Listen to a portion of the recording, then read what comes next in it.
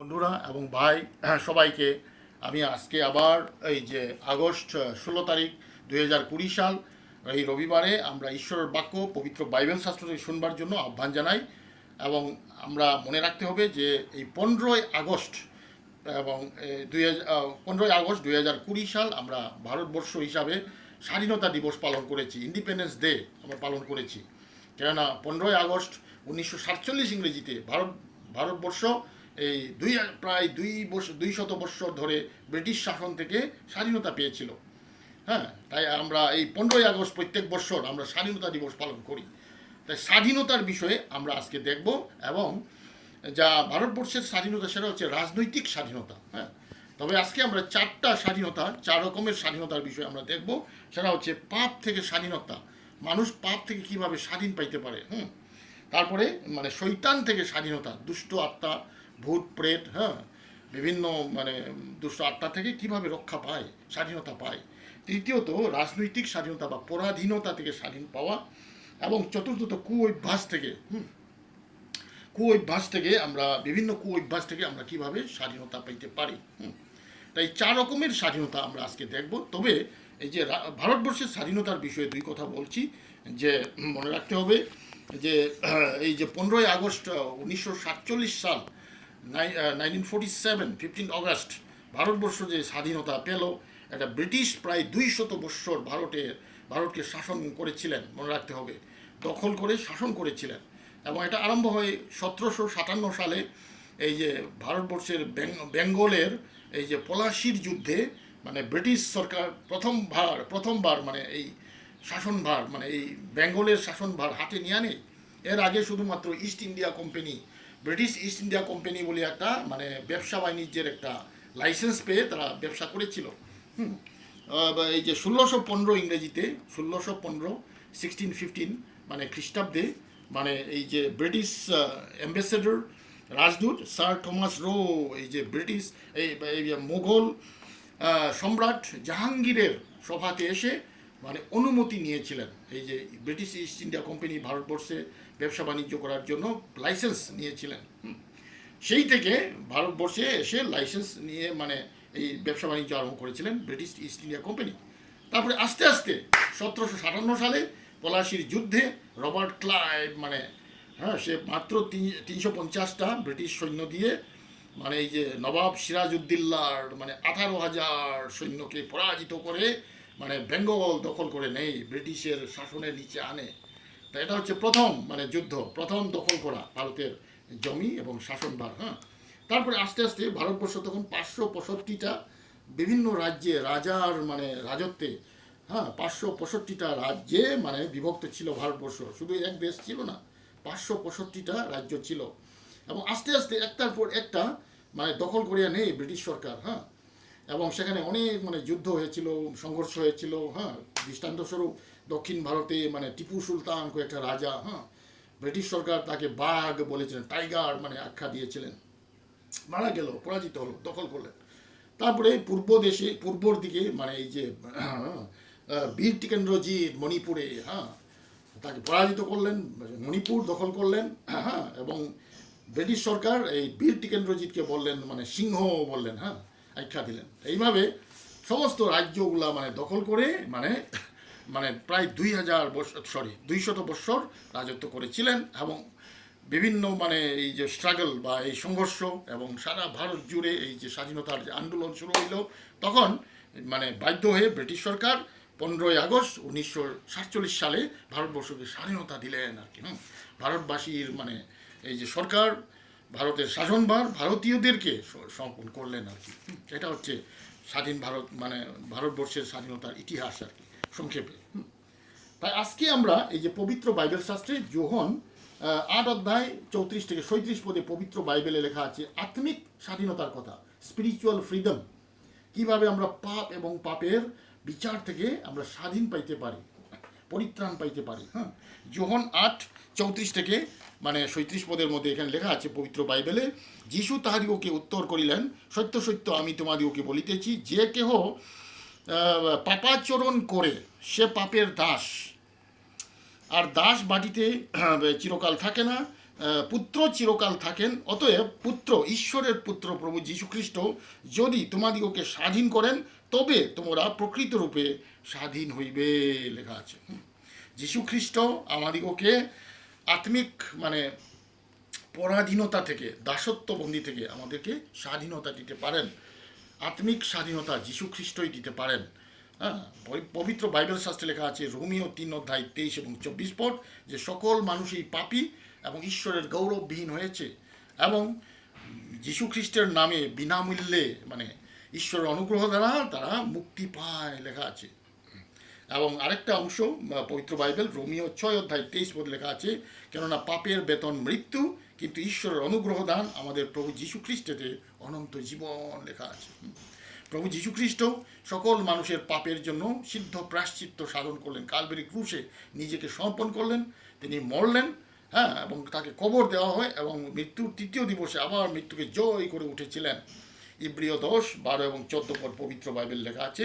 তাই এই প্রায়শ্চিত্তের দ্বারা মানে যে কোনো পাপী মানুষ পাপ থেকে মন ফিরায়, যীশুখ্রিস্টকে বিশ্বাস করে নিজের ত্রাণকর্তা প্রভুরূপে, এবং স্বীকার করে যে যীশু আমার পাপের ভার ক্রুশে নিয়ে গেছেন, প্রায়শ্চিত্ত সাধন করেছেন, তবে সে মুক্তি পাবে, পরিত্রাণ পাবে, পাপ এবং পাপের বিচার থেকে রক্ষা পাবে। বাইবেলে লেখা আছে মানুষের জন্য একবার মৃত্যু, তারপরে বিচার নিরূপিত আছে, ইব্রিয় 9:27 লেখা আছে। আর প্রেরিত 17 অধ্যায় 29 থেকে 31 পদের মধ্যে লেখা আছে ঈশ্বর একদিন বিচারের জন্য একদিন স্থির করেছেন, বিচারের একটা দিন ঠিক করে দিয়েছেন। প্রত্যেক মানুষকে তার পাপের জন্য বিচার করা হবে এবং তাদেরকে নরকদণ্ড দেওয়া হবে, মানে নরকে পাপীর পাপের শাস্তি হচ্ছে নরকের আগুন। তাই সেটা কত ভয়ঙ্কর জিনিস। কিন্তু ঈশ্বর প্রেমের ঈশ্বর, দয়ার ঈশ্বর, অনুগ্রহের ঈশ্বর, তাই পরিত্রাণের জন্য এই পাপ এবং পাপের শাস্তি থেকে রক্ষা পাওয়ার জন্য একটা উপায়, একটা পথ তিনি দিলেন। সেটা হচ্ছে ঈশ্বর তার নিজের পুত্র, একমাত্র পুত্র প্রভু যীশুখ্রিস্টকে পাঠালেন, কালভারি ক্রুশে তিনি মরলেন, অর্থাৎ নিজেকে সমর্পণ করলেন। এই প্রায়শ্চিত্ত ছাড়া পাপ থেকে ক্ষমা পাওয়া হয় না, সম্ভব না। নিষ্পাপ দেহ, ঈশ্বর পুত্রের নিষ্পাপ দেহ পাপী মানুষের জন্য মানে প্রায়শ্চিত্ত স্বরূপ দান করলেন ক্রুশে। ক্রুশে মরলেন, কবরে গেলেন, আবার তিনি পুনরুত্থিত হলেন। তাই যখনই কোনো পাপী পাপ থেকে মন ফিরায়, প্রভু যীশুখ্রিস্টকে নিজের ত্রাণকর্তা বলে বিশ্বাস করে, যীশুখ্রিস্ট আমার পাপের বোঝা নিয়েছেন, প্রায়শ্চিত্ত সাধন করেছেন, যে বিশ্বাস করে সঙ্গে সঙ্গে তার সমস্ত পাপ কালভারি ক্রুশে চলে যাবে চিরকালের জন্য। হ্যাঁ, তার অতীতের পাপ, বর্তমানের পাপ, ভবিষ্যতের পাপ ক্রুশের উপরে চলে যাবে, সে ক্ষমা পেয়ে যাবে। তাই মার্ক 2 অধ্যায় 5 পদ পবিত্র বাইবেলে প্রভু যীশু বলছেন যে বৎস আনন্দিত হও, তোমার পাপ সকল ক্ষমা হইল। প্রথম যোহন 2 অধ্যায় 12 পদে লেখা আছে যীশু খ্রিস্টের নামে তোমাদের পাপ সকল ক্ষমা হইল। আর কি একটা প্রায়শ্চিত্ত, কিন্তু চিরকালের জন্য মানে কার্যকর, হ্যাঁ, ভ্যালিড ফর ইটার্নিটি। হ্যাঁ, এই যে ইব্রিয় 10, 12 এবং 14 পদ অনুসারে। তাই যীশু খ্রিস্টকে যখন আমরা বিশ্বাস করি নিজের ত্রাণকর্তা প্রভুরূপে, তাকে গ্রহণ করি হৃদয়ে, আমাদের জীবন বদলে যায়, আমরা পরিত্রাণ পেয়ে যাই, পাপ এবং পাপের বিচার থেকে আমরা রক্ষা পেয়ে যাই। হ্যাঁ, তাই যখনই বিশ্বাস করি আমরা পাপ থেকে স্বাধীনতা পেয়েছি। আজকে বিশ্বাস করলাম, তারপরে মৃত্যুর পর হবে এটা না, সঙ্গে সঙ্গে সঙ্গে সঙ্গে আমরা মানে পাপ এবং পাপের বিচার থেকে আমরা রক্ষা পেয়ে যাই। তাই এটাকে বলে পরিত্রাণ।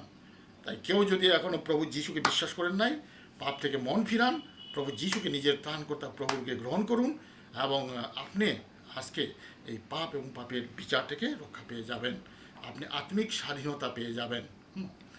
দ্বিতীয়ত আমরা দেখতে পাই, আবার আমরা দেখব যে দ্বিতীয়ত আমরা দেখব যে শয়তান থেকে মানে স্বাধীনতা, শয়তান এবং ভূত প্রেত দুষ্ট আত্মা, এটা রিয়েল, এটা বাস্তব, মনে রাখবেন, কাল্পনিক না, এটা রিয়েল, এটা সত্য।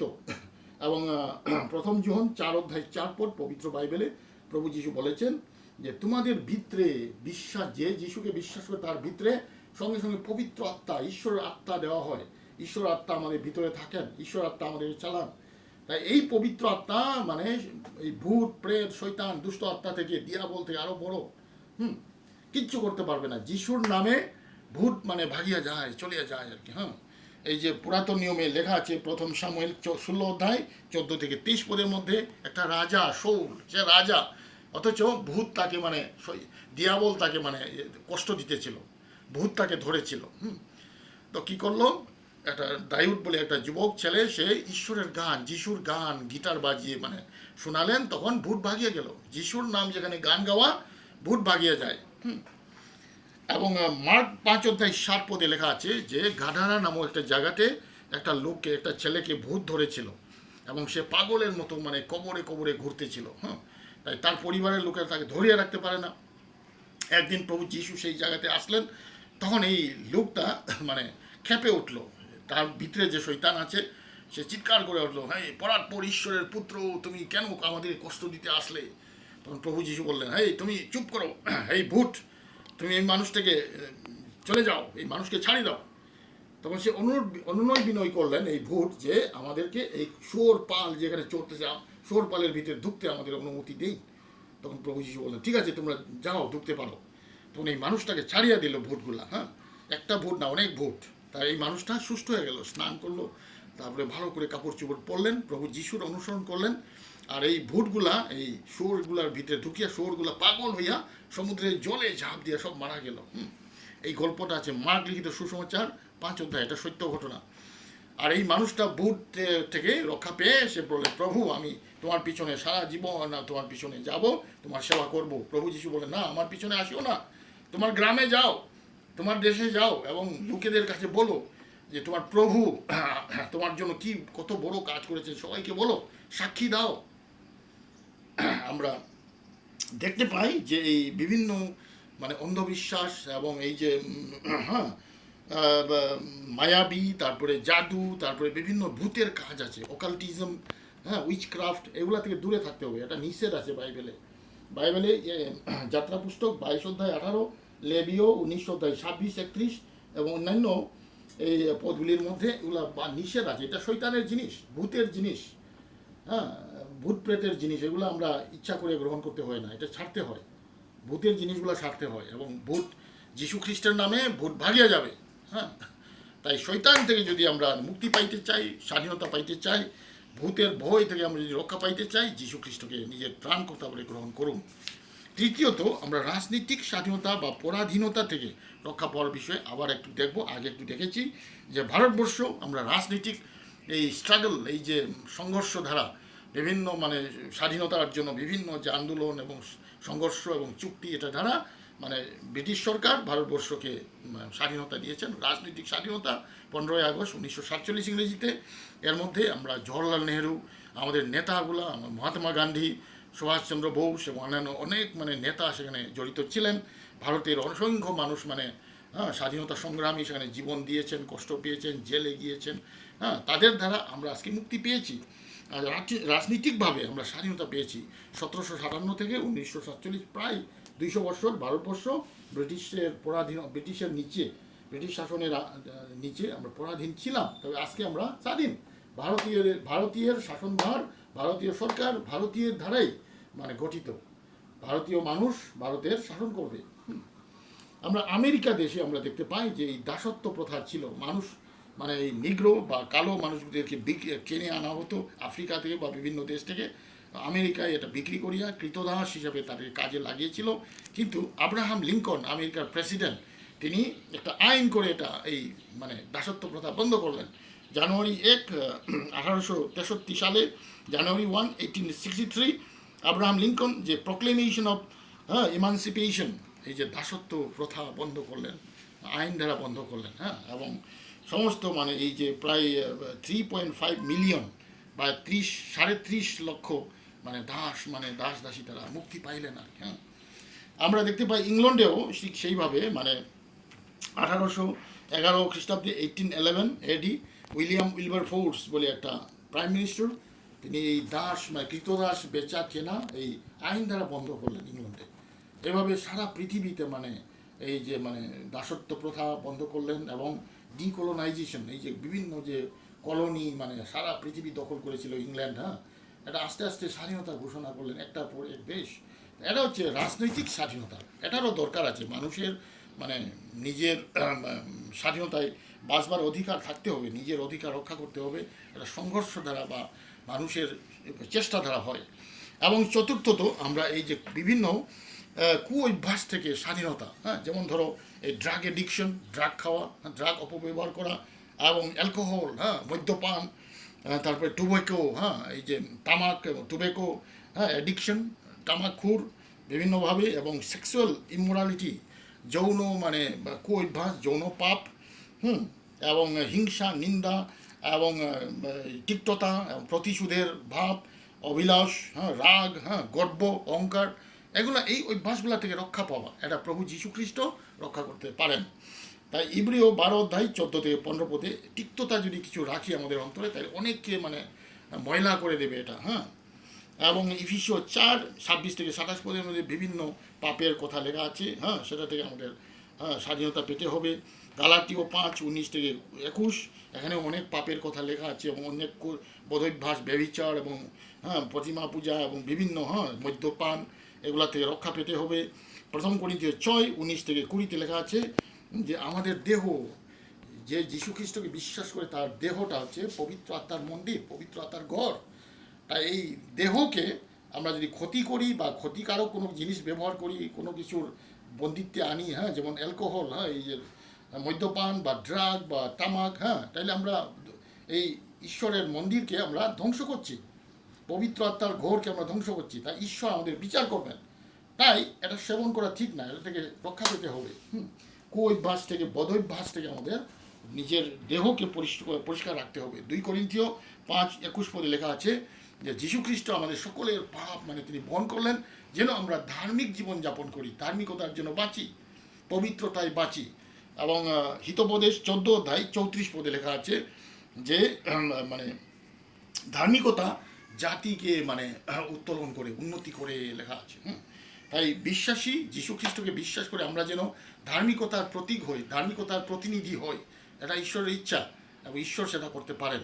তাই 4 রকমের স্বাধীনতা আমরা দেখলাম, যে পাপ থেকে স্বাধীনতা, শয়তান থেকে স্বাধীনতা, পরাধীনতা থেকে স্বাধীনতা, কুঅভ্যাস থেকে স্বাধীনতা। তাই আজকে ভারতবর্ষের এই স্বাধীনতার দিবস পালনের সাথে সাথে আমরা এটা মনে রাখি যে ঈশ্বর চায় যেন আমরা একটা স্বাধীন একটা জীবন, রাজনৈতিক স্বাধীনতা, আত্মিক স্বাধীনতা, এবং বিভিন্ন কুঅভ্যাস থেকে স্বাধীনতা, এবং শয়তানের ভয়, দুষ্ট আত্মাদের থেকে ভয় থেকে আমরা স্বাধীন পেয়ে যেন আমরা একটা স্বচ্ছন্দ, একটা ফ্রি একটা জীবনযাপন করি, ঈশ্বরের সেবা করি, সেটা ঈশ্বরের ইচ্ছা। তাহলে আপনি শান্তি পাবেন, এবং আপনি ঈশ্বরের সেবা করে আনন্দ পাবেন, ইহকালে শান্তি, পরকালে স্বর্গবাসের জন্য, পুরস্কারের জন্য আপনি প্রস্তুত হবেন। একটা গল্প আছে যে একটা সুইডেন বলে একটা দেশ আছে। এই সুইডেন দেশে একটা ভদ্রলোক ছিলেন, তার নাম হচ্ছে ওলাফ ওলাফসন। তাই ওলাফ ওলাফসন কী করলো, যে একবার খুব দরিদ্র গরিব ছিলেন, এবং সে একদিন ভাবলেন যে আমার দেহটা, শরীরটা আমি বিজ্ঞানের অনুসন্ধানের জন্য, রিসার্চ কাজের জন্য আমি বিক্রি করে দেবো, হ্যাঁ, তাই অনেক পয়সা পাবো।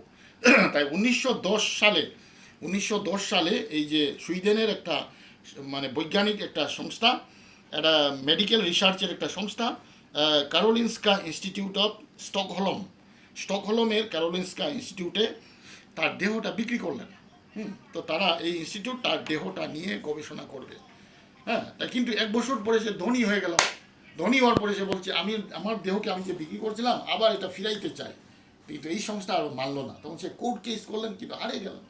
বরঞ্চ মানে সে তাদের অনুমতি ছাড়া সে 2টা দাঁত মানে ভেঙে ফেলেছিলেন, বার করেছিলেন, হ্যাঁ, বিভিন্ন কারণে।